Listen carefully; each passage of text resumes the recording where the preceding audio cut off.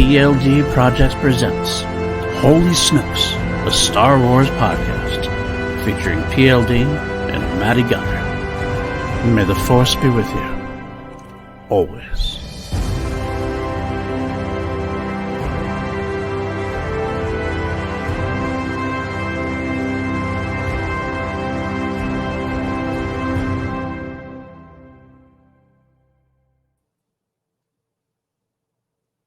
What's up, everybody? Welcome back to PLD Projects. Welcome to Holy Snokes, a Star Wars podcast. Yes, I did leave the thumbnail up a little bit long, a touch longer than I usually do. It is what it is. It's a long day. I'm tired, but I'm here. I'm ready to go.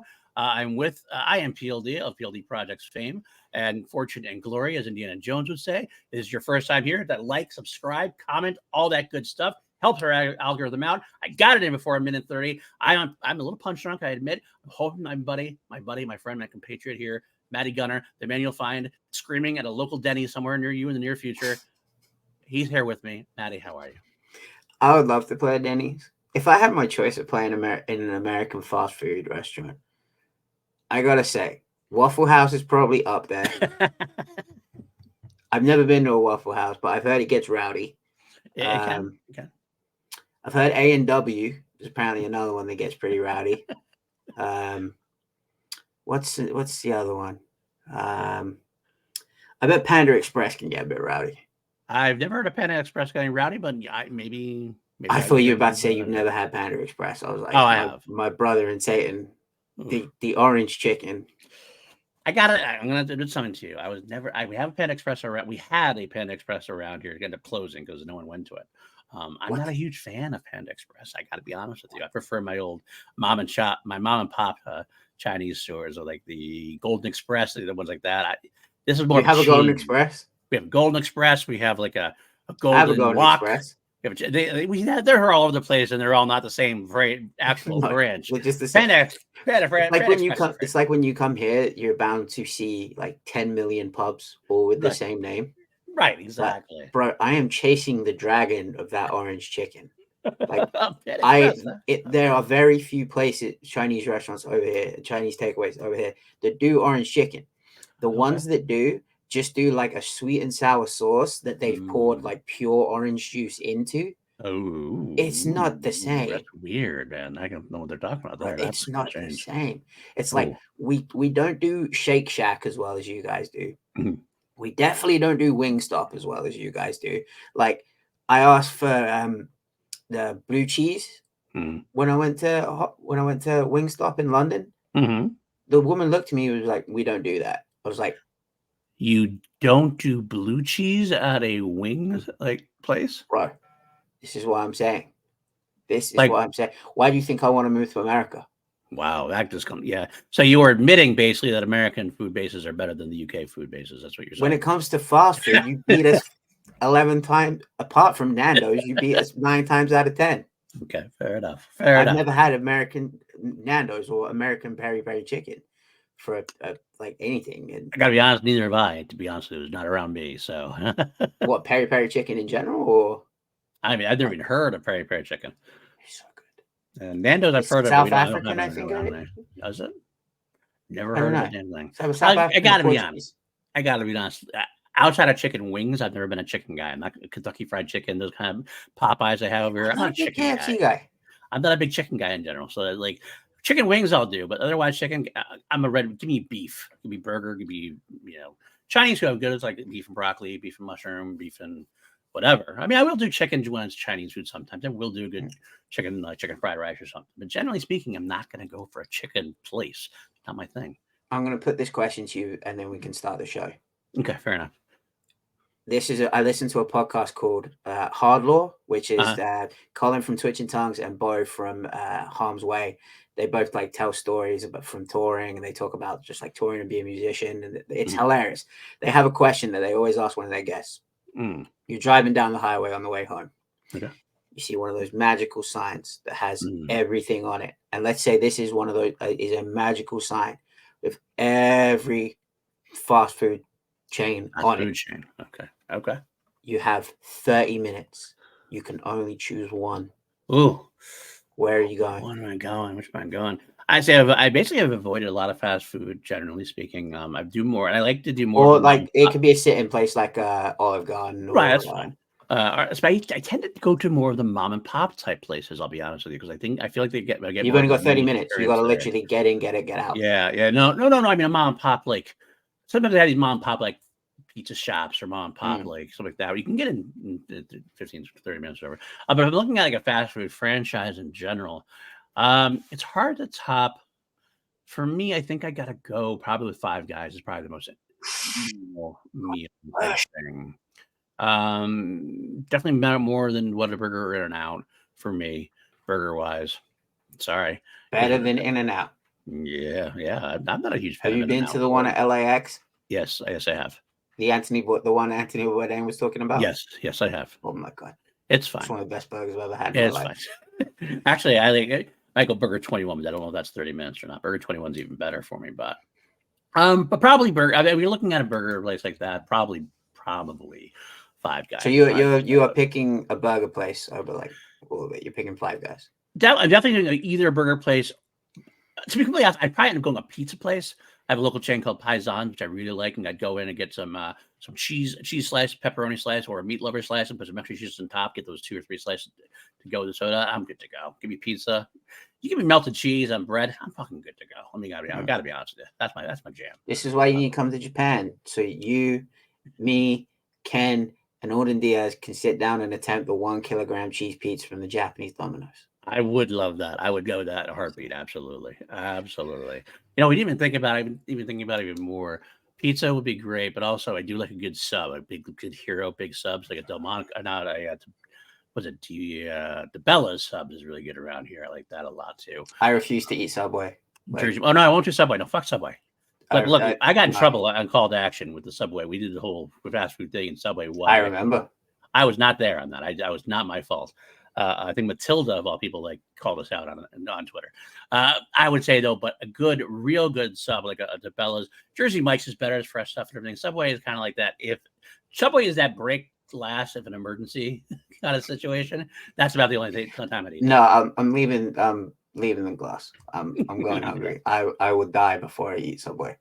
There are certain few places I will die before I eat. Subway is like top on that list. Burger King is slightly lower down on that list, although you guys do Burger King fucking great. I think it's just UK and European Burger King. Oh, is the difference? Okay.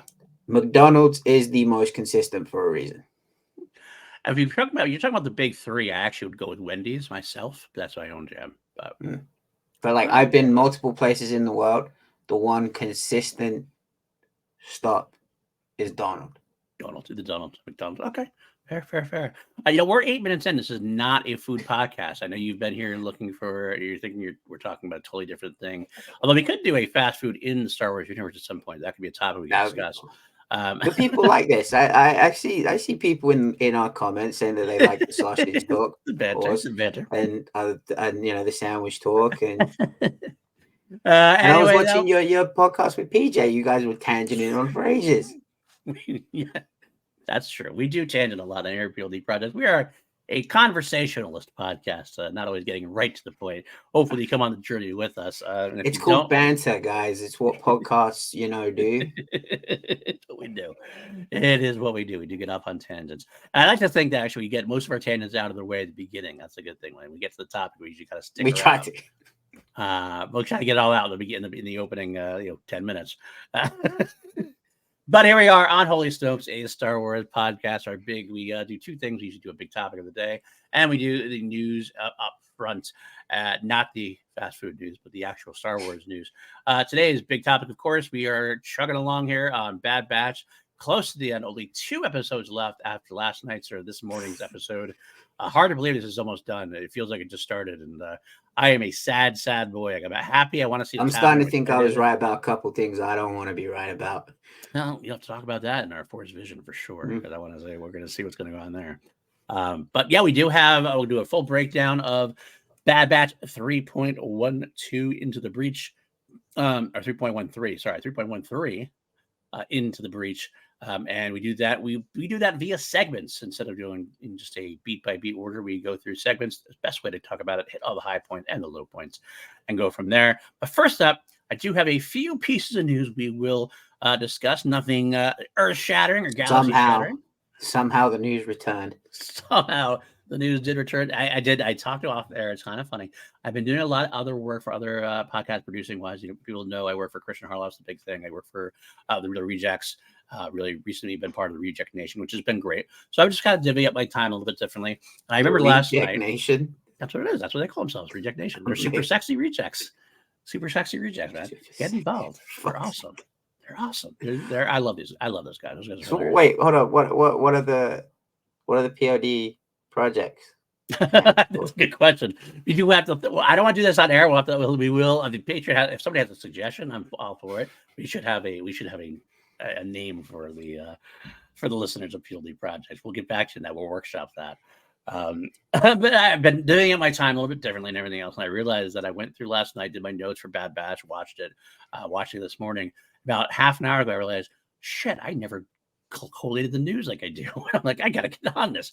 But I did. I did in time. We have 4 pieces of news to discuss. And without further ado, let's get right to it. The first one, Daisy Ridley is finally reading a script. I feel like we've heard this before.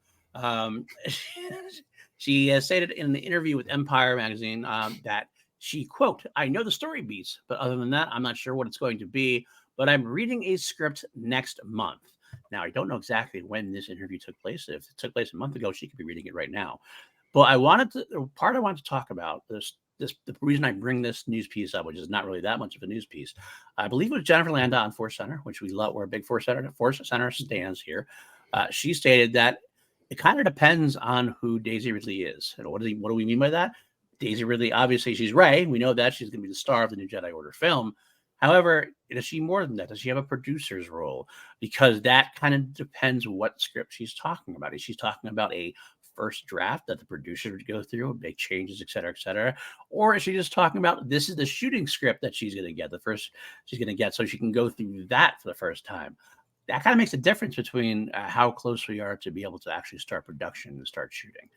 So I think we all have to take a deep breath and say, okay, she's reading a script. We just don't know what version of the said script it is and where they are along those lines, because no one has really said much of anything. So what are your thoughts on that part of it? This is going to be the quick tangent. Did you watch Jennifer's Jedi Beat on Carrie Fisher? Of course. I cried my eyes out. Well done. Well done, Jennifer. God, I wanted to leave a comment, but I was just like, I'm gonna cry again. I was just literally just sitting there curled up on my sofa, like not just like tearing up, full on, like tears like running down my face. How good of a job Jennifer did on that. Like, absolutely. Holy shit. It's one of the best things I've watched on YouTube. Like, I'm not just saying this because they're friends of ours, and I'm not saying it to kiss off. It is genuinely one of the best things I've ever watched on YouTube, and it should be credited as such. But go check it out. Go check it out in Force Center. This is why I love like getting like Jennifer's perspective and things, because she is in the industry. She does know how these things work. Not only is she, did she come up in the straight edge punk scene like I did, so I feel that kinship. Like, I feel we get so tangled up in these things to the point where it's like, is it, like we're saying, is this really news? Like, these sites are like clinging to the fact that, she's about to read a script, and like, that's news. It's like, shit, like, how can people are formulating opinions when the main actor, like, regardless of what position she's taking outside of, like, behind the camera, the main actor hasn't even read the fucking script yet. Absolutely. She just knows the main story beats. Story beats. Yeah. Like, how can people be forming? Like, I see a lot of people like quoting the South Park episode of, "Oh, make it gay and put a woman in it." Just like, shut the fuck up. Like, if the main actor of the main actor in the movie hasn't even read the script yet, right? How the hell can you possibly form an opinion? Yep.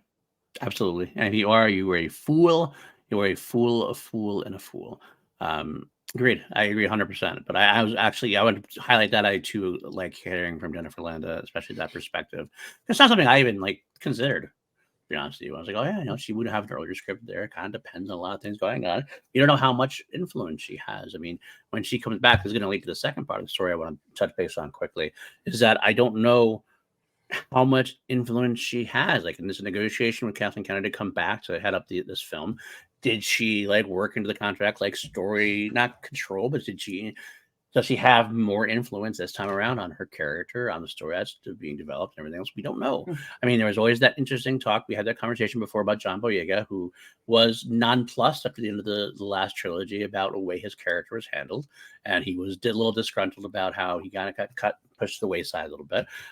We know that he went and had a conversation with Kathleen Kennedy and they seem to like smooth things out and seem more open to return. So it's kind of same situation. Did Daisy kind of see that and go, I want to make sure I have a little bit of control here. So we'll have to see what happens. But the main part about that leading into this next segment was the interesting part I didn't even think about too much either is Daisy's conversation is that she compared coming into the last trilogy with coming into this new film. Like she was the rookie. Going into Force Awakens, she was a first timer. She didn't have she had no idea what was going on. She had to learn from Harrison Ford and learn from Carrie Fisher and everybody else on board. Like, now she's the veteran. She's coming back and she has a much different experience. She's been there before. She's been through 3 of these films before. Now she's kind of heading up the film. I'm very interested to see how much more like not locked in she is. I don't think that's like saying she wasn't locked in before, but like she has that different perspective. I'm kind of interested to see how it impacts her playing Rey.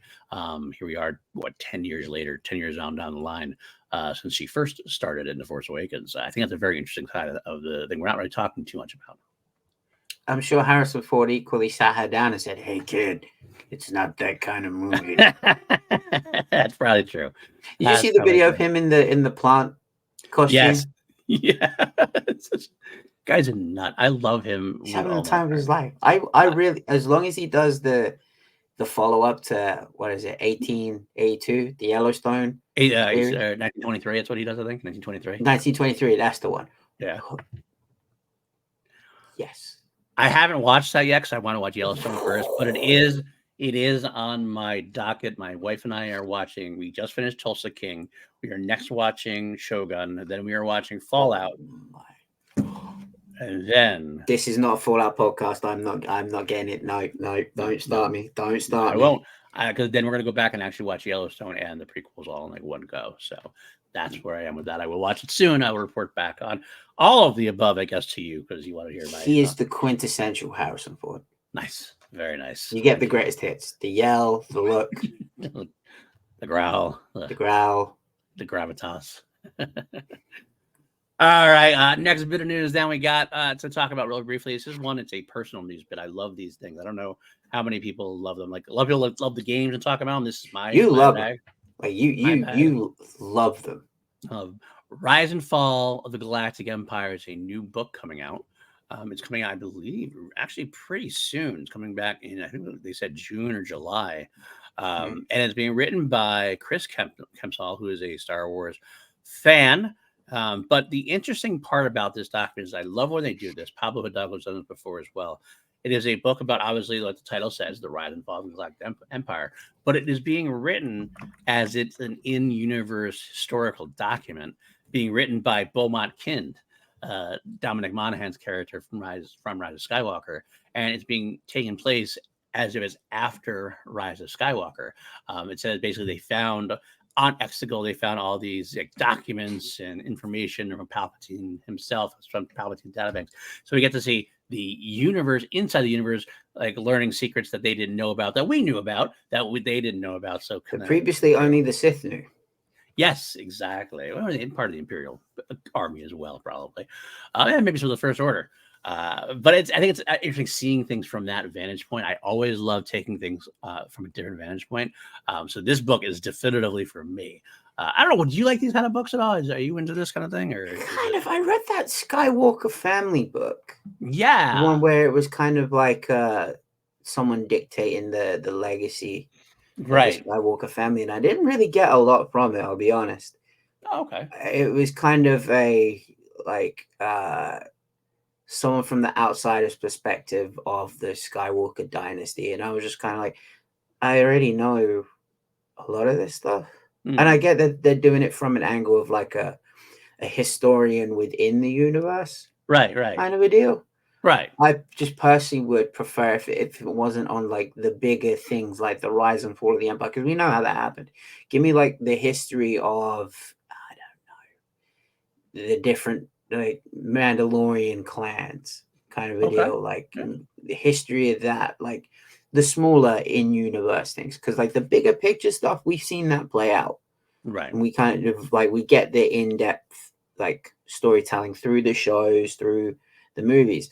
My one would, I guess, be like maybe go a little bit away from the broader scale of things and tell like histories of like some random royal family somewhere.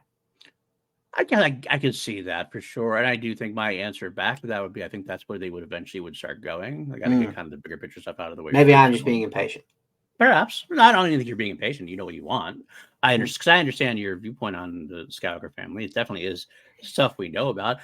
For me, I did enjoy it. I enjoyed seeing it from different perspectives. So actually, this is the kind of thing that I'm looking forward to quite a bit. But I totally get where you're coming from. Both of those 2 points are valid, and I hope we do get where you want to go with these kind I of think things. it's because when I was a kid, I had this like massive collection of encyclopedias Me that had too. like everything, maybe even the same ones. They had like black covers on them, and they had like each of the pages was like a different color for each topic. Oh no, no, different ones than that. But And you'd have like the history of the royal family, the history of the Romans, history of the Greeks, history of like little things like that. Give me like history of the Jawas. right. You are nothing if a brand on brand. So Yeah, justice for Jedi. Force to say justice for the Jedi. I say justice for the Jawas. oh, my friend Matty the Jawa. I definitely got to see you doing a Jawa cosplay at some point because it would just I make have a so much Jawa sense. tattoo. I know you do. I do know you do Mm. that. You told me that. But all right, next bit of news here. This is a piece of Acolyte news that I have vetted, and I'm sure it's okay for Matty's consumption. Yeah, As you that, know, we are on the mat. Keep Matty spoiler free. Not even spoiler free. Keep Matty blank slate until we get to still Acolyte. okay. Luckily, the Acolyte news has kind of died down. We're not in the shitstorm yet. All right, we had like a little push. But I was going to kind of. I think we're gonna get like mid to end of May, where I may have to just be like, I'm only gonna be looking on the band socials. Like I'm not gonna be like on any of my personal social media. Probably for the best. I'd say you got until May 4th. After Tales of the Empire dropped, Bad Batch is over, Tales of the Empire is dropped, and Star Wars Day is over. After that, because that's when the Day of the Phantom Menace comes back out, of course. Oh shit! Yeah, you got the preview at the end of that, huh? Have that sizzle or something. I don't know what it is necessarily, but some kind of sizzle reel or behind the scenes, maybe. I'm I don't know what it is. gonna have to sit right near the door. Yep, and just bolt right out. Blinded. But then after that, I think that's when we'll start getting another like second round of like interviews and pushing and things like that. Speaking of interviews like that, though, we did have one that I want to touch base on. That again, I say is safe. It is safe. Thank you. Dafne Keen was doing an interview, and she stated there's like talking about lightsaber duels in the Acolyte. And she made a bold claim, or not didn't claim it. She made a bold statement of ambition, is the best way to put it. The quote is that she had 2 quotes. Yeah, that was a very frequent conversation we had. It was very much, we want to top the Darth Maul fight in episode 1. The most iconic fight, I think, in Star Wars cinematic universe. It's such an amazing fight, and we were all so excited about the saber fights. There's such a skill and a craft to it that it feels so OG Star Wars, and it feels so impressive when you see it as a viewer. It is my favorite part of filming. I love the whole training process of it. Everyone was very excited about it, which then made it more fun. Our incredible stunt team created this kind of fusion of different martial arts, and we were really trained in how to use the sabers. I feel very comfortable with the sword now. I know that Charlie does too. I know that JJ does too. We were all in there for hours a day training, and it was really kind of fun to explore also a different side of characters within the fighting. Hey, you know what? You say fuck off, but here's what I say. She's not claiming they are better. She's claiming that was their ambition. And that's you got to aim for that. You got to aim for that, right? You got to aim to be some of the best in the series. Okay, I will push back on my own reaction. I think it's just because like I heard you say that, and like immediately I was just like the Darth Maul, like the kid in me, because I was having this conversation with an MMA analyst the other day, who was just, he said that The Phantom Menace is one of the worst movies he's ever seen and is completely indefensible. And this is a guy who's like, he's like very old school, like fuck the prequels, fuck the sequels, like, and we got into it. And this is someone that like I consider a friend, and I was just like, dude, let me tell you, that scene where the two doors open up and you see Darth Maul for the first, that is like such a core memory in my brain of me being a kid and those two doors opening up and him being there and me being like, oh shit. Yeah. And I hadn't watched a load of martial arts movies at this point, so I didn't know what like sword fighting like really looked like. So to me, that was like the Duel of the Fates was like, oh shit, this is cool. So I admire the ambition. Yeah, I do. I truly do. But to even speak of it in the same breath. Well, you haven't seen it. Maybe they do a heck of a job. We don't know. I haven't seen it. You're right. You are pulling my own words against me, and you are 100% right to do so. Okay. I just want to touch base there because I had that same gut instinct too. It's like mine was a little less fuck you and more like, well, that's a bit bold. That's going to be a tough. I think tough stage to get to. Mine is more that it is very bold.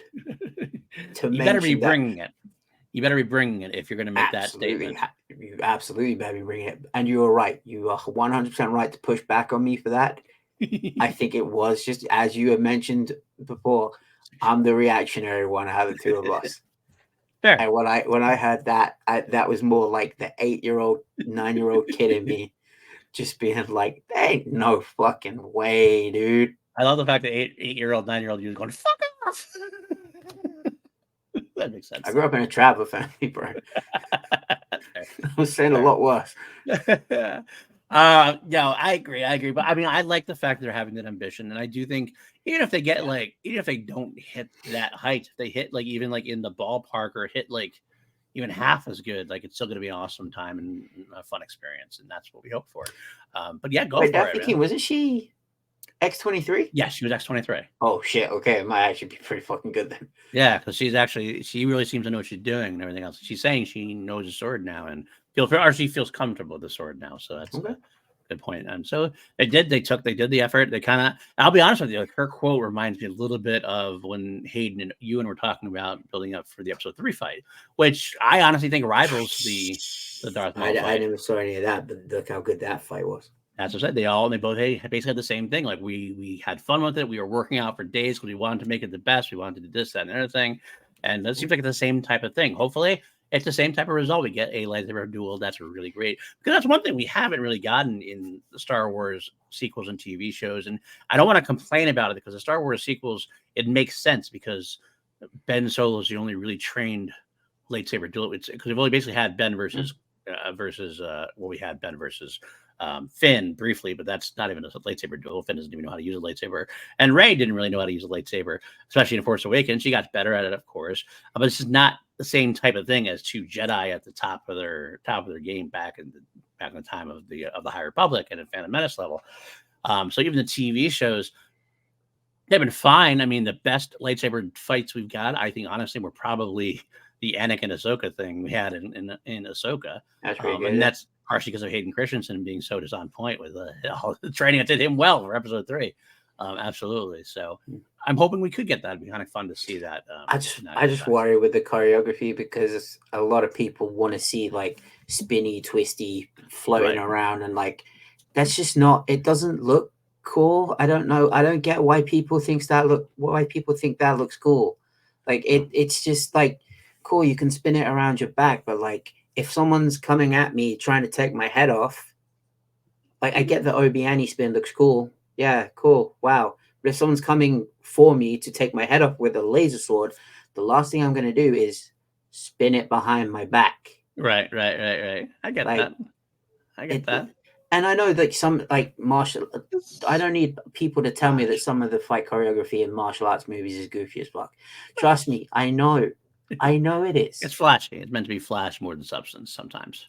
Yeah, but there's a difference between flash and just downright stupid. There's a difference between like Crouching Tiger and Kung Fu Hustle. I get it. I completely get it. I totally understand what you're saying for that. So, all right. Well, that's the last bit of that news area. One more piece of news that I have to basically admit something I've never admitted before. So let me start off. Oh, I'm dying to know this. I kind of told you a little bit off air, but like we'll see here. Oh, okay. Okay. So the news bit is Tony Gilroy was Tony Gilroy was at the local celebration at the Writers Guild of America Award, where he was presented with the Ian McKellen Hunter Award for career achievement, honoring his lifelong dedication to storytelling and organization. Now, during the press junket afterwards, he said something which I was impressed about. He hit the exact quote was, "I have been on Andor for 5 years now. We're finished in the second half. I've had a lot of fun over the years, but I don't know whether I've ever done anything as important as these 24 hours of storytelling we're doing now. I don't know if it's just because it's the thing I'm on now, but I don't think so. I've never had a chance to work this big before." Now, the reason why 24 hours? 12 hours the first season, 12 hours the second season. I think Okay. I was wondering, like, what is there, like is the whole thing like, it's not 24 Kiefer hours. Kiefer Sutherland's not in. I was gonna say we get 20.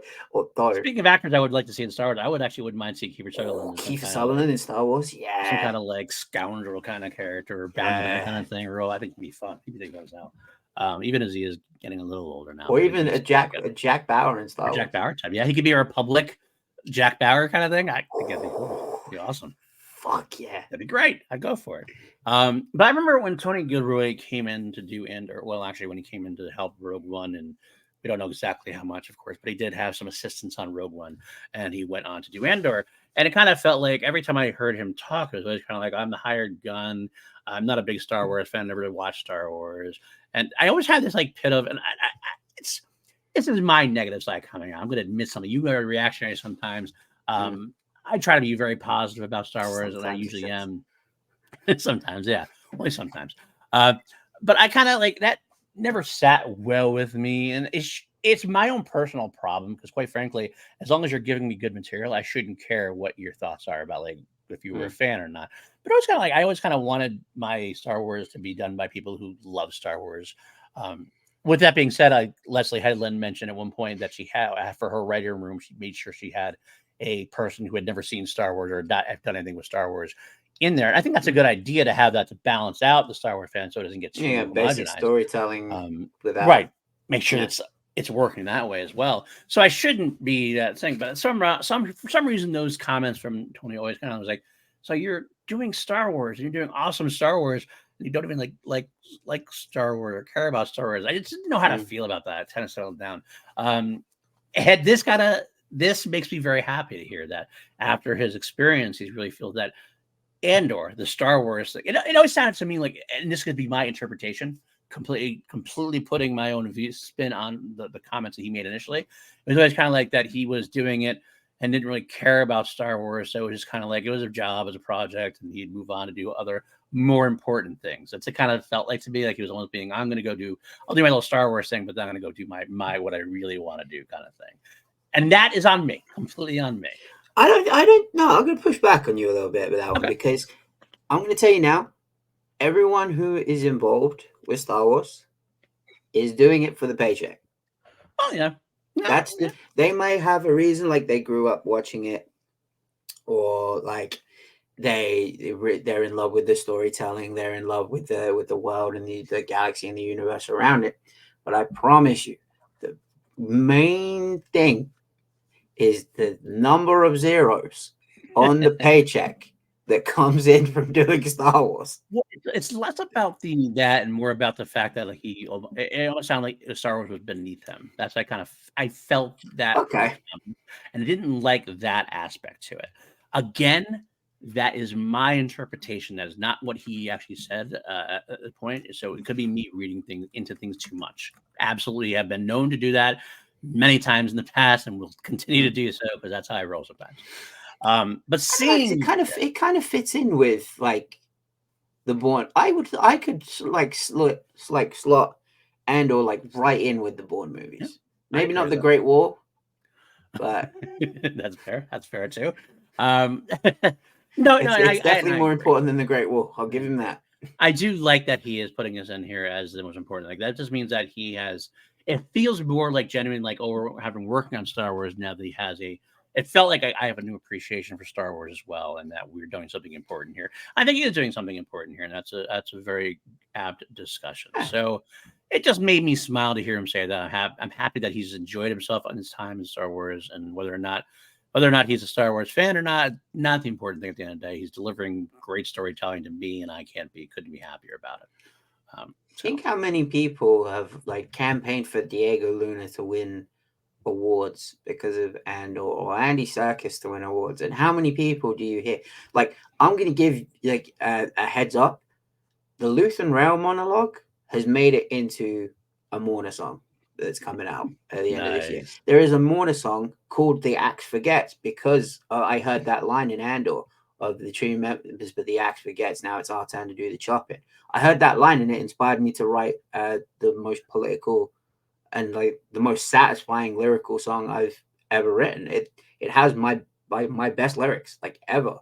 And so like he is inspiring, like his work in Andor is inspiring the conversation and topics that, you know, a lot of the, you know, people tend to shy away from when it comes to, like, he raises important questions and important themes with Andor. And I'm not saying that other shows don't.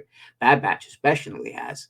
But this is, I can see why he's saying it's his most important work, because the impact that he has had from creating Andor is absolutely massive. Not just from I like Andor because it's dark and gritty, but like the questions and the themes that he has raised with this show relate, like, crossover so much into real life. Like, how many times do we see someone like tweet about Nemec's speech and how closely related it is to the political landscape of today? And I get a lot of people don't really, you know, see Luthen's monologue in the way that it was portrayed. I'm one of them, but like, you can't deny that performance that Stellan Skarsgård put in is fucking Chef's kiss. Incredible. Oh yeah, Chef's kiss. Absolutely. What have I sacrificed? Everything.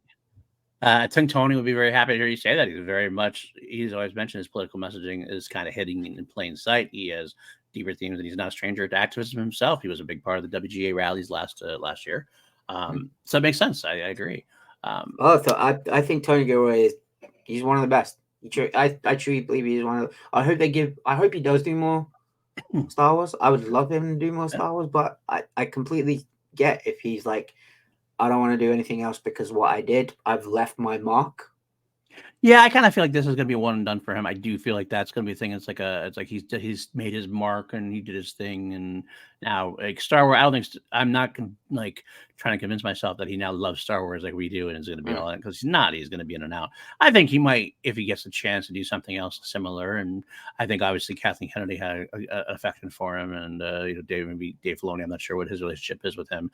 Maybe he will have another chance to do something in the future that would be similarly toned, but maybe a different part of the universe, timeline rather, maybe. But yeah, either way, he has left a mark, and I'm very happy for it. I will say another bit from that article. Of course, I get everything from Star Wars News Now. That's my favorite place to collate news from. Do a good job making you so news, rumor, fact, fiction, all that kind of stuff. So from that same article, he mentioned that the whole Andor endeavor was a passion project and supported the series in 2019. He was given pretty much free reign by Kathleen Kennedy to achieve his vision, which Kennedy had originally deemed to be too expensive for streaming. Gilroy assembled a writer's room and mapped out a series which was originally planned to be a 5-season arc, with each set of 12 episodes covering each year up to Rogue One.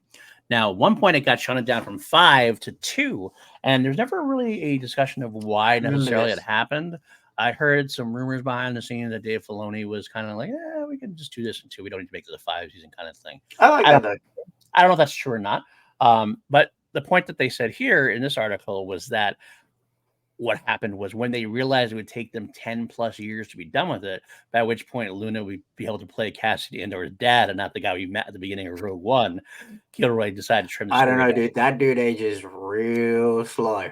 It's funny. I got to tell you, I watched this weekend. I watched Open Range, the Kevin Costner film from 2003. It stars a young Diego Luna in there as a cowboy, and man, I got to be honest, he didn't look that much different. He was definitely younger. You could tell he was younger, but like not that much. He didn't feel like he was that much younger. I don't know what it is. Like he just got to like. There's certain people, and like Pedro's another one. Like he just got to a certain age and just stopped.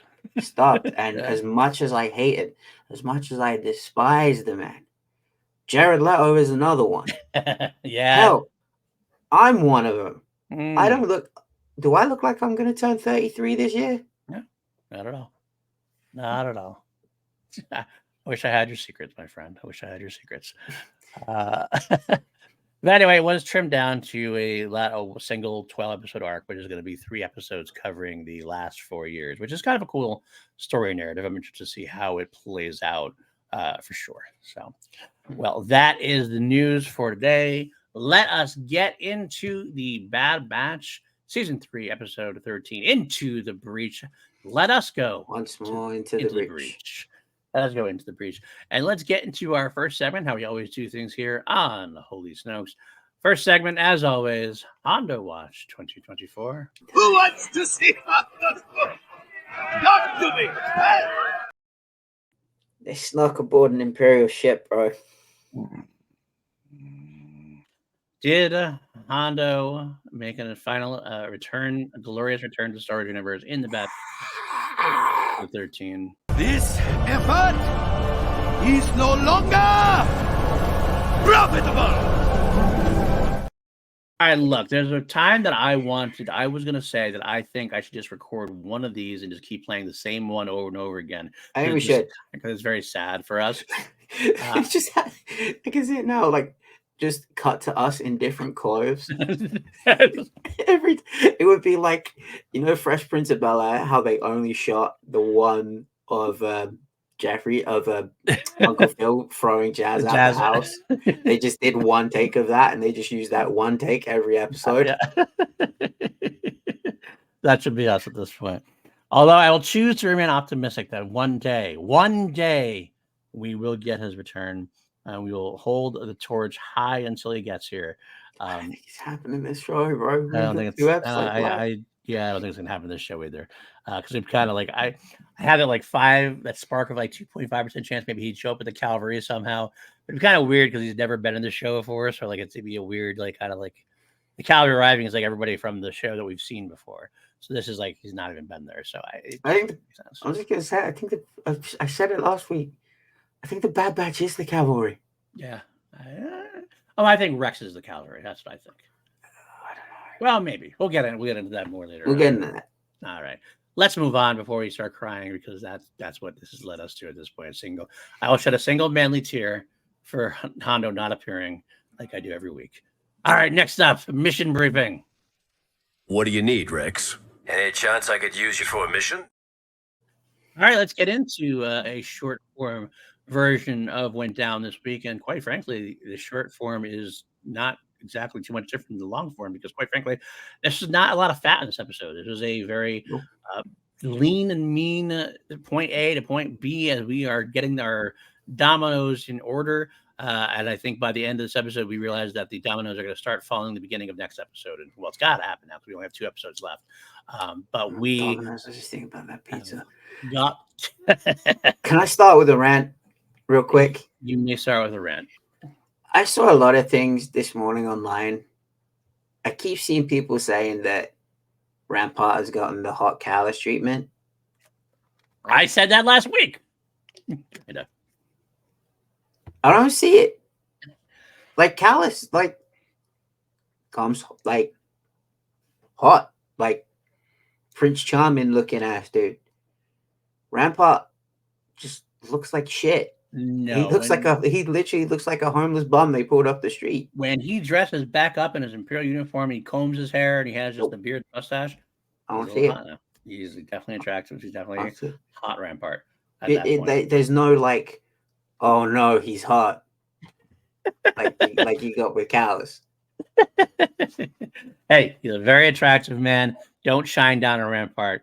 He was a very important part of the episode. I gotta say, he was definitely. There's like hot shit weasels, like Jason Isaacs as Lucius Malfoy. Mm-hmm.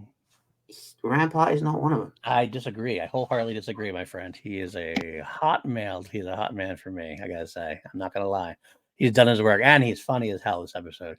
I gotta say, I didn't expect him to be so heavily involved the entire time, and it looks like he's going to be involved the rest of the way at this point.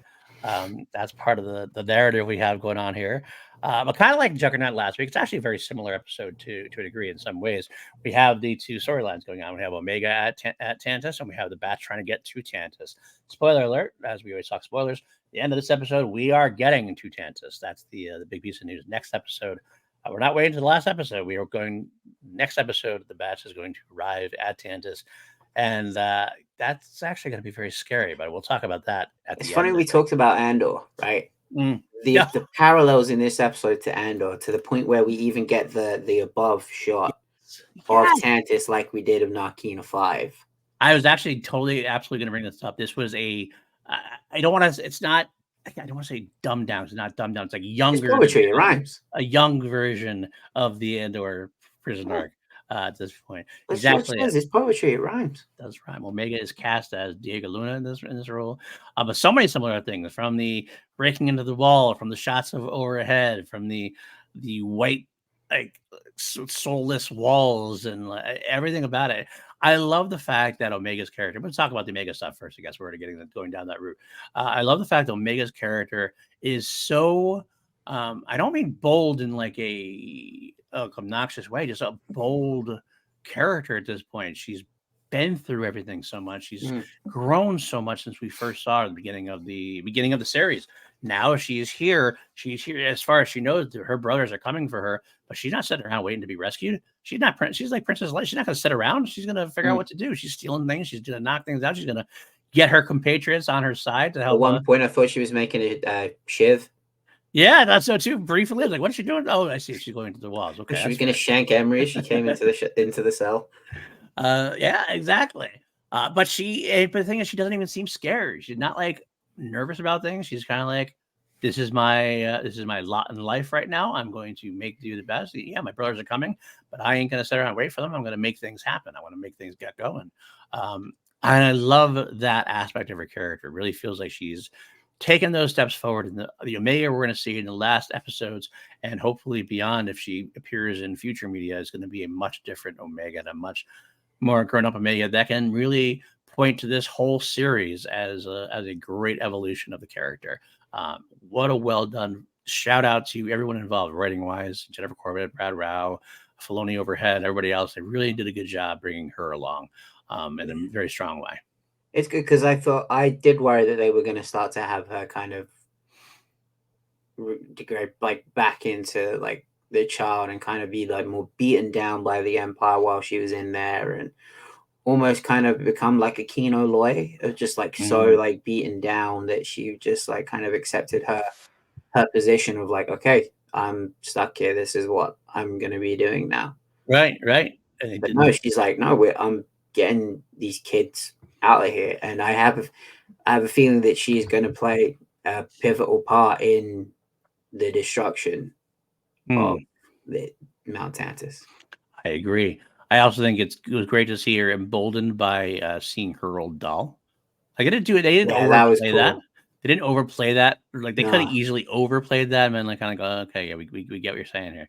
She just like she saw it and she was just like, okay, okay, Emery, I see you. Just kind of figured it out. But it was a great moment, and they had the whole show had score galore. There was just so many great musical moments there, like just the twinge of the Bad Batch theme playing at just the right moments. You keep doing it, and I think it's not going to be until the finale. I agree. We get the whole full on.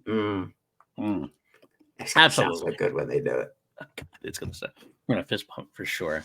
But yeah, it's good to see.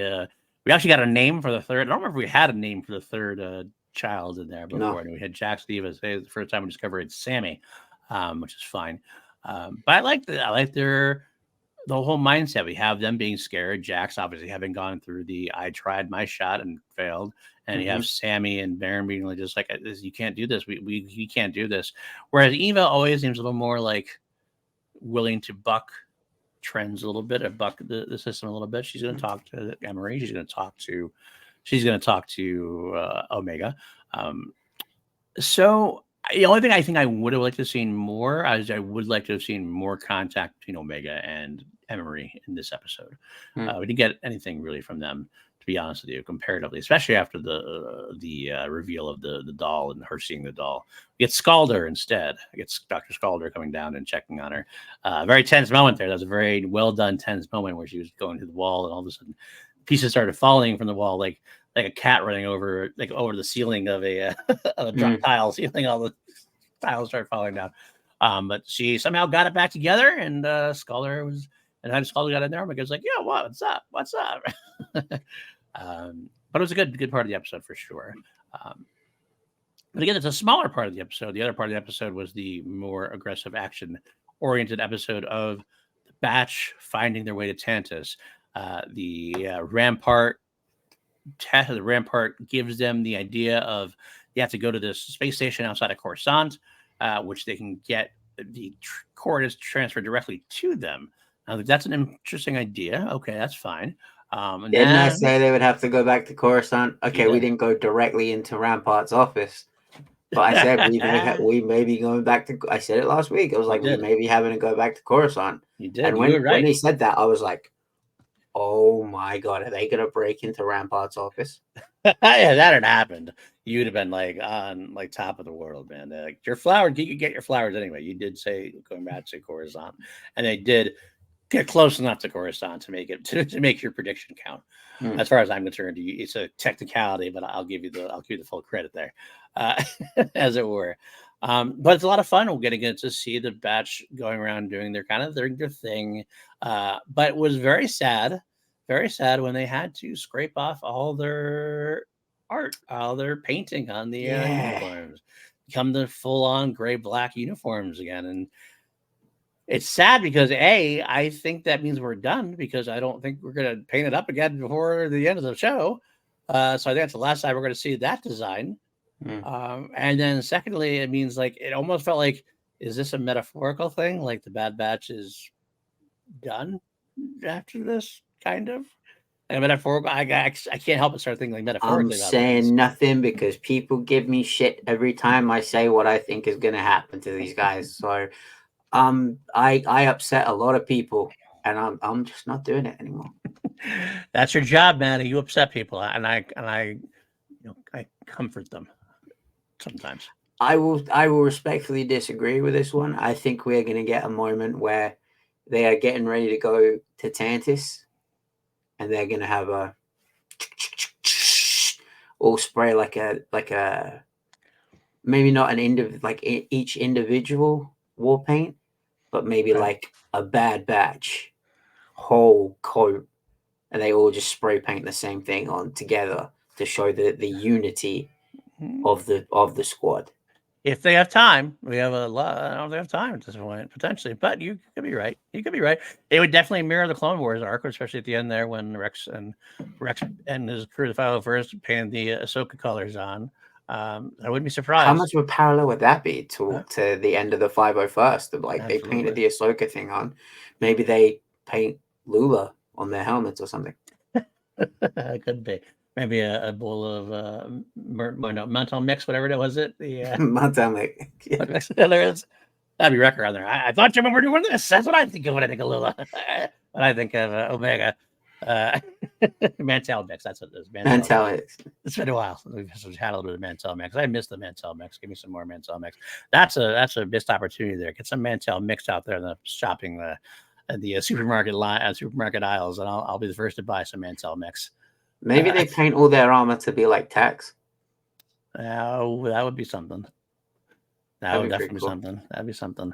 Like a last ditch homage to Tex. They just spray paint all their armor like his.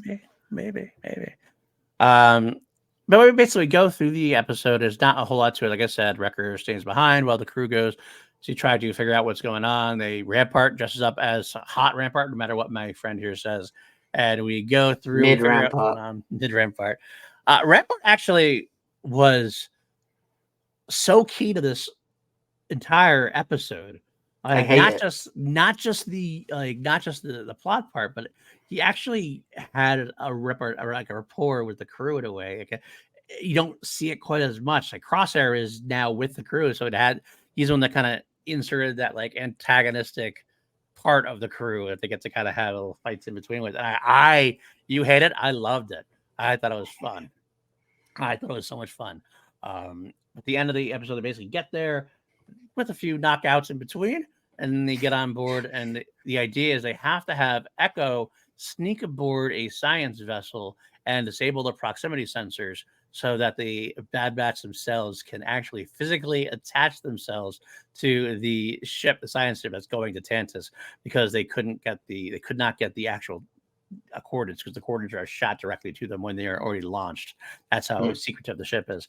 And what a great tense moment that was, by the way. Great tense moment. The theme's playing a little bit there at the end again. Echo, I did fear for Echo. I feared for Echo. I was like, oh, because like we're getting close to the end now, so like I'm on high alert. Yeah, for everyone. Last week it was, is Wrecker gonna bite it? This week I was like, is Echo about to get caught? Like, is this it?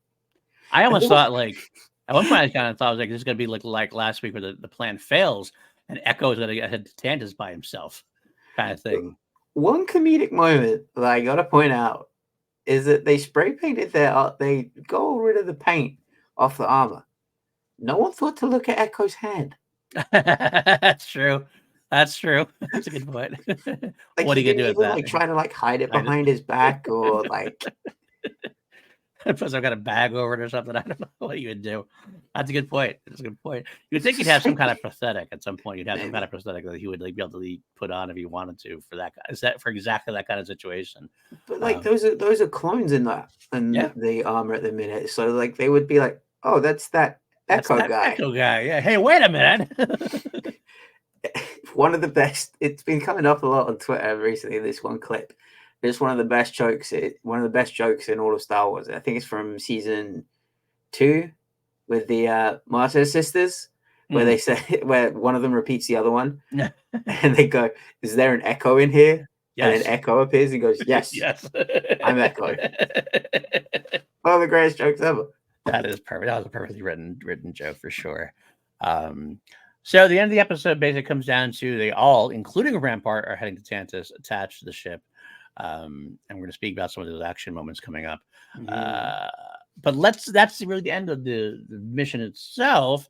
Let's get into our next segments, and then we can kind of wrap it up towards the end if we have anything further to add about the specifics of what went on. The next segment we deal with is called I Spec. The ability to speak does not make you intelligent. Now get out of here. Easily said. Favorite line of dialogue in this episode, and I got to be honest with you, I have like 5 things written down. I got a lot written down. I don't even know where I want to go to. But so I'll let you go first, my friend. I have a lot to go with as well. I love when this show just devolves back to what we thought it always would be. We always said this was like the A-team, like the 80s action, right. of the Star Wars shows. Echo just saying, "You've been demoted." It's just like you could put that. That's, to me, that's like the equal to Arnold saying, "You've been erased." I lied. Same type of thing. Don't disturb my friend. He's dead tired. Dead tired. Yeah, you're not wrong. I love that. It's actually on my list as well. And actually, even going up to it, I was like, that's why I love Rampart in there so much. Because Rampart actually had the line of like, "Excuse me," I don't have the line written down. So, "Excuse me, I was a vice admiral. This is a captain uniform." It's like that. It's so good. And when he's like, "That's what was it?" They like walk in. He's like, "It's do your thing, sir." And Echo's just like, "Not happening." Not happening. I would say Wrecker had the most quotables. in this episode? Because there was one where where the guy was just like, where's your captain? And Wrecker would captaining. Comedy gold. So good, so good. In fact, actually, that's a spoiler. That was my favorite comedic moment. But we'll get there. God, was it really? It was. It's okay. It's all good. All good. I'll go with my favorite line. We'll go more into it when we get to the category. Then. My favorite line made me easier. I actually have one favorite line that this is my actual favorite line I'm going to hold back on because I'm using it for something else. So the other favorite line I had, which is right up there, was actually just in line with everything we've been talking about as far as Rampart and Echo and everything else. It was Rampart's dejected kind of, I hate clones. Yeah. It was so perfectly A-team, just like that kind of thing. That guy. I hate these guys. I hate clones. It made me. I actually had to Did you see Jennifer Corbett's tweet about sometimes a line is performed exactly as they wrote it and how they intended it? Yeah, it just makes them laugh really hard. I think that might have been the line that she was thinking of. I think so too. I remember seeing that tweet before the episode went out, and I try to willfully forget her stuff while I'm watching and then go back to it. But when I remembered, I was like, that sounds like that might be it. I really hope she does. She lets go on what it was. So that was it for me for sure. All right, jump back because I actually skipped a segment. Here. Let's go back to The Bachelor. I was hoping for the whole squad, but you'll do. Can I go first? We'll just do things out of order. That's fine. Yeah, go ahead. You go first. Absolutely. Well, first, sorry, I cut you off there. That was very rude of me. I'm just so excited to give my choice. Go right ahead, my friend. Please explain what the segment is. That was very poor co-host of me. It's an episode. It's basically who's our favorite character of the week, the Bachelor of the week. It doesn't have to be a member of the Bad Batch, could be anybody else. But which character made you fall in love with them for various forms throughout the episode of this week? Go ahead, you go first, my friend. I've waited so long to say this, and I've been saying this since the end of season 1. Finally, Echo gets the episode to shine. Right? Okay. Really come through. This was an Echo episode. And I was just like, about fucking time. I love it. Yeah. It's been sad. Like I understand why Echo went away. It made sense. And story-wise, it made sense. But it always felt like we were missing him because he stayed away for so long. And again, it did make sense. But I hate the fact that we lost him for such a long time. So getting him back in the fold, especially this season, came back strong. Exactly. I like that. That's a good solid pick, my friend. Good solid pick. For me, don't do it. Don't do it. I'm so sorry. You rat bastard. Vice Admiral Rampart, or formerly Vice Admiral Rampart, easily my favorite character of the week. This guy turned for me from being like a one-note villain in season 1. I kind of like what I remember seeing on season 1.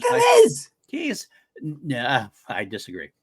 In season 1, he kind of had the one-note villain thing. He's kind of replaced by Hemlock, who's a better, solid, more colorful villain.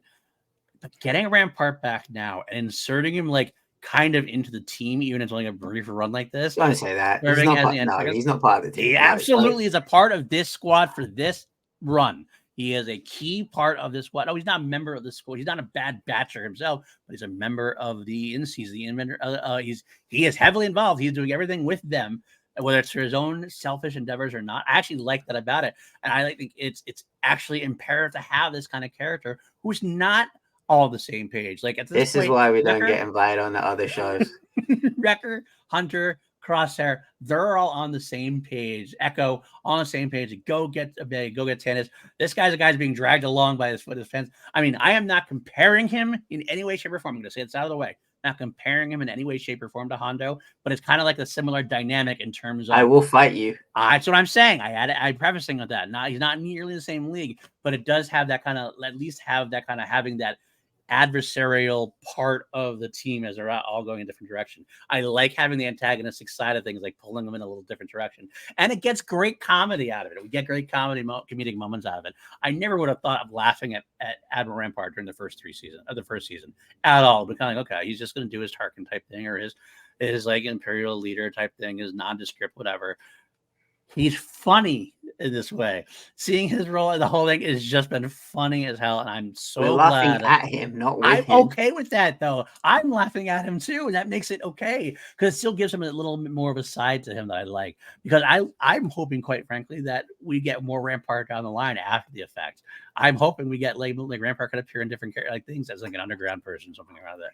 I think he serves as a good scummy, self-interested, selfish person who's just been through the ringer, and he's going to be sarcastic and vibey and cocky and everything. It leads to some great combinations. I'm sorry, he was the focal point of a lot of the fun parts of the episode. He really was. Everything you talked about, you've been demoted, I hate clones. That's it's always circling around his journey, and I think. I don't know. I think he deserves. You're picking Rampart as your batcher of the week. Yes. You're justifying Sid snitching on the batch. Yes, sir. I'm going to send you, Ken. Ken Knapsack, if you're listening, I'm sending Paul to live with you for a week. Paul, you're going to stay with Uncle Ken for the week, and we're going to get you right. You're going down a path I can't follow. And alrighty, we are moving on to our next subject, our next segment. This is what I like to call "Put That in Your Holocron and Snoke It." Do you ever hear the tragedy of Darth Plagueis the Wise? Otherwise known as Explore More Lore. This is where we take something at the episode. We go, we want to know more about what's going on there. We want to know. We see this in a comic, in a book, in a subsequent episode, somewhere down the line, in post New Jedi Order. It doesn't really matter. Something from this that we can look at and go for more. And Matty, I'm going to let you lead this off on this one. Sometimes you have those moments where it's like in A New Hope, George mentioned the Clone Wars, and we were all like Marty McFly, and that like, you're not ready for that yet, but your kids are going to love it. Right. The fuck is a hydro snake? Yes. Yes. What is a hydro snake? No idea. I hate snakes, Paul. I'm not afraid of anything in this world other than snakes. I have a deathly phobia of snakes. Snakes. Why did it have to be hydro snakes? That's why I hate snakes on the plane. It's weird that one of my favorite, characters of all time is called Solid Snake. What about Jake the Snake Roberts? Jake Snake Roberts, yeah. That's a good question. So you want to see what the holo snake? You know what? Yeah, what the hell is a hydro snake? Hydro snake. Well, if these guys get back, if Jennifer Corbett and Brad Rao come back to do an animated series, they love their monsters. So we might just get to see the hydro snake at some point. Are we gonna have a kaiju battle between the Zillo Beast and the hydro snake? That'd be so great. It was PJ Campbell would lose his damn mind. He would indeed. Wrecker would be riding the hydro beast, or the Zillo beast, as it will. Zillo beast for sure, absolutely. That's absolutely going to happen now. Mark that down. It was just like one of those little lines that they throw in there, and he was it was an echo line, and he was just like, "You sure we can trust this hydro snake?" I was like, "The fuck is a hydro snake?" I love that. I love that for sure. For me, I'm going to go with just more Echo in general. Like I think I've mentioned this before, but kind of where the hell has he been? Like, yeah, I want to know more about the Echo and Rex team up and that group of clones, because we kind of just touch base. Every once in a while, we touch base with them for the Bad Batch point of view. Let's get something from the other side point of view. Let's see the day-to-day about what they're doing. How is Echo just stealing craft left and right? What are they doing to work through the things? What is Rex doing? Does he know Cody's out there? We have all these unanswered questions about the clones that, quite frankly, I don't know if we can answer in 2 episodes of Bad Batch, considering how much we have to focus on the actual Bad Batch. So give me more Echo and Rex in that company. I don't care if it's a book, comic book, another animated series, Tales of the Rebellion, something. Just give me something more about that. I'm gonna lean into that. Okay. So Rockstar Games have been milking Grand Theft Auto 5 for the better part of 10 years now. Uh-huh. I could see Lucasfilm milking the clones and being like Tales of the Clones. I Just to actually, give us another season of Clone Wars. to be honest with you, it's very funny you say that because every time we've talked about more Tales, I'm like, Tales, the Bounty Hunter Tales, the Scoundrels Tales, blah, blah, blah, blah, blah. I have almost said Tales of the Clones several times, and I had to stop myself going, well, it's not what the Clone Wars was. They don't want the Bad Batch is. I mean, that's what it is. But like, at the same time, I'm like, I still don't care. I still would like to see a Tales of the Clone, like more specifically a clone tale. It's like that way. It's like the meme of like someone. I think it's like a Lord of the Rings meme, and everyone's like, "Oh, I want an Anakin. I want a sequel about Anakin Skywalker." Right. And they turn around and they say, "The whole saga was your sequel." Absolutely, yeah, absolutely. I have a Darth Vader thing. I want a Darth Vader movie. You had 6 of them. Basically, It's just going to be their way to slide in another season of Clone Wars. I'm okay with that. I actually am very, very much okay with it. I mean, my son would agree too. Tyler, like he's not. He's going to be working on it. Aficionado like we are, but he does love the animated side, and the clones are definitely his favorite part of the whole Star Wars saga. He's going to be animating it. He probably will be. That's the thing. He will be at that point, hopefully. From your lips to Lucasfilm God ears. Absolutely. All right, let's move on then to our next segment there. This we call Seen a Lot of Action. You got a lot of carbon scoring here. Looks like you boys have seen a lot of action. This is our favorite action bits of the episode, whatever it happens here. There's some good action to choose from in this one, although it was more kind of quick and dirty instead of like any kind of big, long, drawn-out fight. But I'm going to go first in this one, if you don't mind. Yeah, this is what I was talking about before. It had to do with my favorite line also included. But the whole favorite action bit for me is the lowering the sensors moment. Echo on board. Echo doing this thing. We think that Echo's going to be, possibly, we don't know what's going to happen there. But yet, the important side is the other side of the batter, where they're waiting for it. They're waiting for it. That tense moment's coming up. The music's starting to score, and Rampart comes up. He's like, "It's over. They're going to kill us. They're going to shoot us. Get us out. Holy, what? Get it out and abort the mission." And you have that moment where Hunter just doesn't even look back. Just gets that big growl, that big dad look on his face. Negative, and starts pushing forward like. Yeah, that's a fist pump moment for sure. I mentioned this last week on the show, I think, from that trailer I saw. I was looking forward to that. But that amped me up so much. Just go, Hunter. That line specifically almost gave him the Bachelor of the Week for me. Just for that one line in and of itself. Definitely my favorite action one. Tense, driven, powerful. Let's go. I agree. Mine is all of Echo's like Metal Gear style, like stealth. Like the hiding on top of the case and then like flipping under it and then hiding against the wall.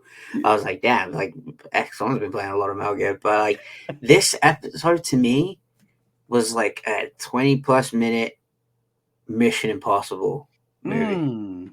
To like it was almost like the spraying of the armor was like the making of the mask. Yeah. And they're walking in and like, I don't know, for some reason I could see Rampart being played by Simon Pegg. Like Rampart was Benji in that moment. That is awesome. I never even thought about that, but that's perfectly on. Hunter was Ethan. For sure. Oh no, Echo was Ethan. Right. Okay. All right. He had to like get to the terminal things, right? And Hunter's more of the Jeremy Renner, I guess at that point, potentially. I would say he's more or is he Rebecca Ferguson? Yeah. Hunter is Rebecca Ferguson. And Wrecker is Ving Rhames is just more. He gets. I was gonna say Henry Cavill. I could do Henry Cavill just because I want to see Wrecker cock his arms like guns. Perfect. I love it. All right, got a few more topics left, more segments left. Next up, laugh it up, Fuzzball. Laugh it up, Fuzzball. These are our favorite comedic moments of the week, our favorite funny haha moments of the week. And I'll go first since we already kind of spoiled it. My favorite one was the Wrecker act. It was the record line there. He's sitting there basically playing Candy Crush as the Imperial comes up and starts checking him on things. And he said, "There's like, where's your captain at?" He just goes, "Captaining," and I love my shit at it. He's just like, yeah, right this way. Come this way. Just as the door closes. You hear the Imperial be like, "Oh!" typical like Star Wars Indiana Jones type of action beats that are just funny and entertaining. So that was mine this week. So all right. So what about you? What about your favorite funny moments of the week?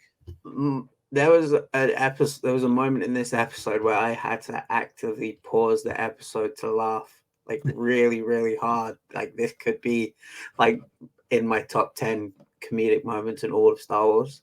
Okay, fair. It was when Echo was looking at like the vacuum that was like pulling all the droids up. It had to go even lower to pick up the mouse droid.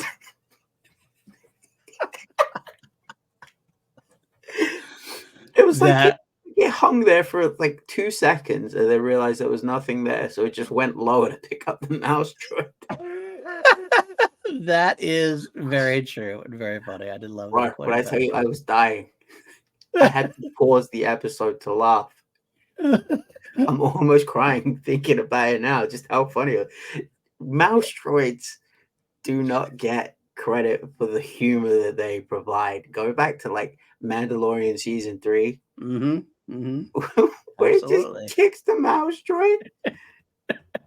And Omega this year, even in the beginning, the first episode on Santos, when she's trying to go to the elevator, she kicks it's perfect.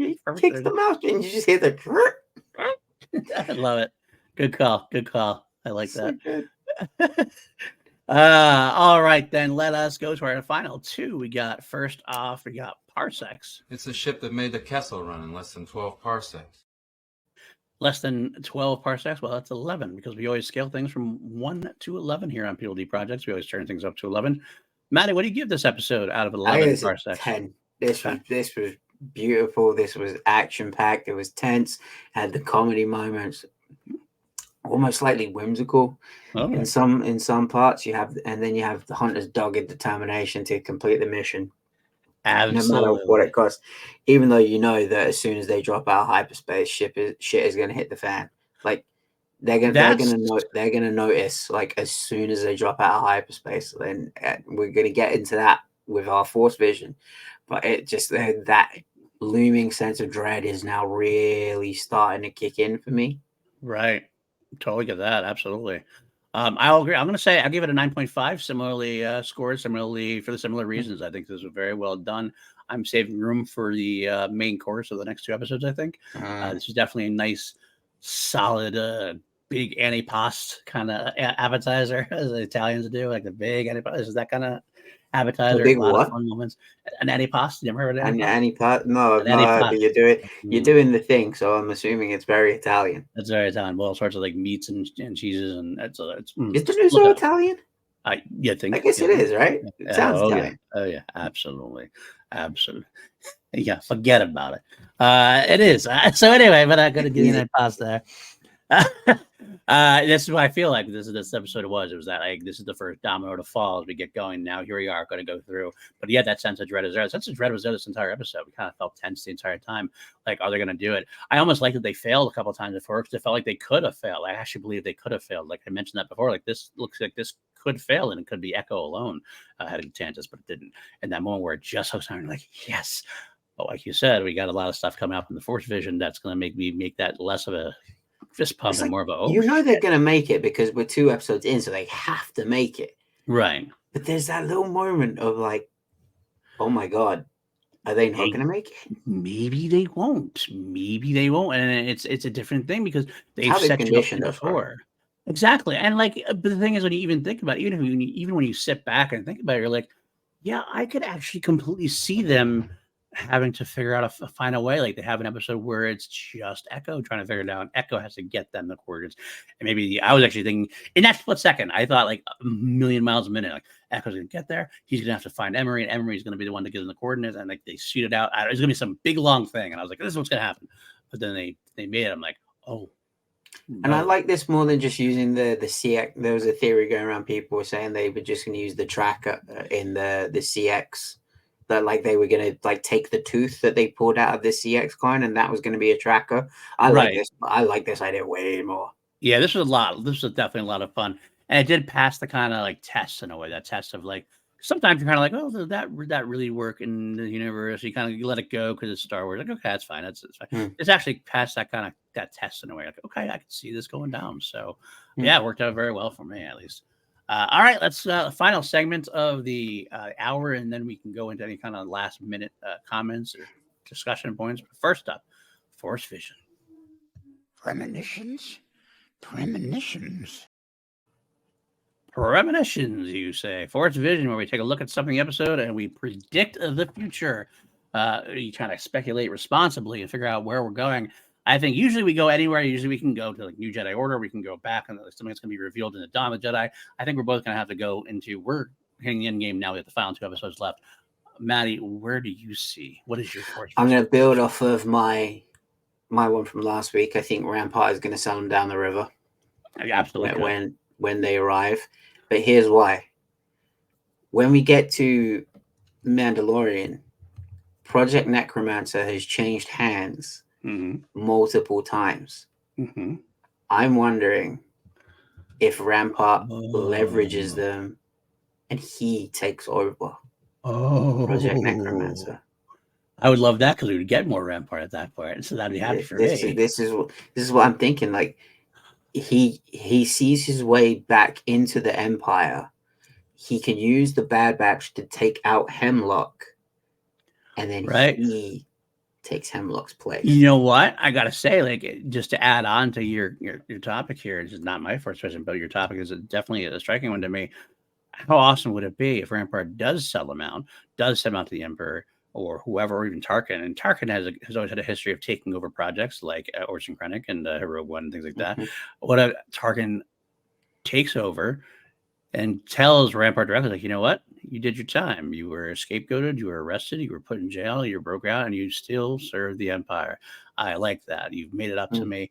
I'm going to gift you with this, being in charge of this kind of thing. Yeah, it could go that way. I was thinking more like he uses it to buy his way back in. Well, that's what I'm saying. Directly with the Emperor. And he says, look, I know what your little project is. And if you don't give me the reins, everyone else is going to find out. I don't know if you do that, because I don't think he would survive that talk. I don't think you go to Palpy. You don't go to Palpy and say that kind of shit, and Palpy going, oh, really? I don't know. Hemlock seems to get away with a lot of shit. Maybe. It seems like this could be like the trump card. To be, I think more likely, you might be not wrong. I just don't think it would be necessarily. It'd be more of a, here's Palpy. I got some news for you. I got some help for you. And Palpy going, hi, I set you up as a scapegoat and you're still loyal to the Empire. Well, then maybe you deserve a second look at, or something like that. Not that I don't think Rampart's brave enough to do that to the Palpy. I think he understands, quite frankly, that Palpatine would. So I don't disagree with the eventuality of what you're saying. You know what I mean? Like he uses Tantus and Project Necromancer specifically to buy his way back into the Empire, right? At the expense of the Bad Batch is where I think it's going to go. That's definitely something that's possible. Absolutely, for sure. And everyone will hate him just as much as I do. I won't. I honestly won't. I think it'd be fun. I think the thing is, like, as much as I want, like, when I watch Hondo with the crew, I want Hondo to be good. I want Hondo to be a good guy, and like thing with Rampart, strike two, bro. I don't care. I'm okay with him being bad still and being an evil fucker. Like, that just makes sense that he continues along that line and just uses stuff against him. I just like that he goes back and forth a little bit. Maybe he has to find a way to go back and forth a bit.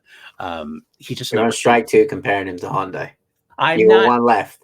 Be very careful. Like I said, I'm not in any way. I'm like comparing, like, my comparison in the same way is like basically comparing.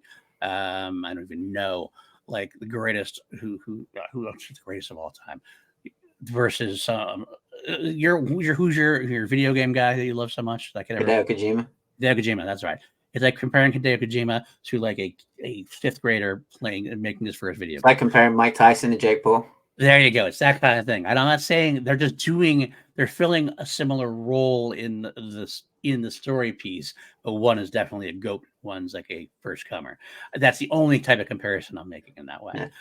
It's just that. But I like him. But I like getting more in that gray. I guess what I'm trying to say is I like more in that gray side of things, where he's opportunistic. He's Imperial, but he'll work for himself too. If that means he has to work with the Bad Batch sometimes and do something to gain himself personally, you might do it. And then it'd be kind of an interesting dynamic in a way to have somebody like that out there. It's kind of like, honestly, going back to the EU, it's like a Talon Card, how Talon Card was first at the beginning. I mean, Talon Card did eventually become a good guy or a Republic guy in this later on EU books. When he was first introduced in that Expanded Universe saga, he was definitely trying to straddle that line and play both sides. I kind of like that, to be honest. Having somebody as an Imperial do that is kind of new. I haven't really seen that as much. Get back in the game, but still kind of play off. That could be a lot of fun. I think. So, all right. For me, Force Vision, and actually you started mentioning before, I'm worried about what happens in the beginning of the next episode. Like, as soon as they come out, they're going to be seen. What the hell is going to go on. So it's going to be an all-out battle from the get-go. And I think it's going to come down. This is what I think. I think it's going to come to that. It's going to be about getting Omega and not going to be able to get out. They're going to find Emery. And they're going to be able to get Emery's going to get them to some kind of communicator where they can get out the coordinates to Rex and company. And that's what happens when the cavalry comes the next episode. This episode is about getting in, getting Omega, not being able to get out for various reasons. There's too much alert going on, but them being able to just get the coordinates out so that the cavalry can show up. And that's going to be the finale. How bad would it be if, as they're sneaking in, Omega's sneaking out? That would be funny. It could happen. It absolutely could happen. Imagine someone dies because of it. Like they find Omega. Someone's gonna die. Oh yeah, someone's got to go. Wrecker's gonna die, and Wrecker and Hunter. Hunter's definitely dying. I don't know if I might have to walk back my theory about the entire batch dying. Hunter is 100%. I don't know anymore. I kind of think we always predicted that kind of stuff, and I kind of feel like at the end of the day, it's going to be less than that. But you're not entirely wrong either. I see what you're saying. Totally see what you're saying, and I can see it happen as well. I wouldn't be surprised. I think I am at the point now in this show where I wouldn't be surprised either way. I would be surprised if they all go except for Rex and Omega, and I wouldn't be surprised if they all make it through. Be honest with you, and they just find some way to retire. I could see either way happening, to be honest with you, and somewhere in between. But I think it'd be more effective if there was at least some losses. That would make sense. That just depends on who. So. Can I tell you one thing I do want to see? Sure. And I put this in the Star Wars Explained chat last week. I want to see an Ace Ventura apartment scene moment with all of the creatures that are in Mount Tannis. Oh! This is like Wrecker just lets out or Omega. Like, because we saw it like earlier on in the season, right, where she just released all the animals. She just releases like the Zillow Beast and all the other like creatures that are in there. And we just get an Ace Ventura apartment moment. Oh my god, that would be glorious! I would love to see that. I would love to be all over that for sure. Yeah, absolutely. So, all right. Any last comments, thoughts, anything in between about what's about this episode? Moving on, going forward. Nothing from me. We're good to go then. All right. Well then, my friend Matty, where can the folks find you?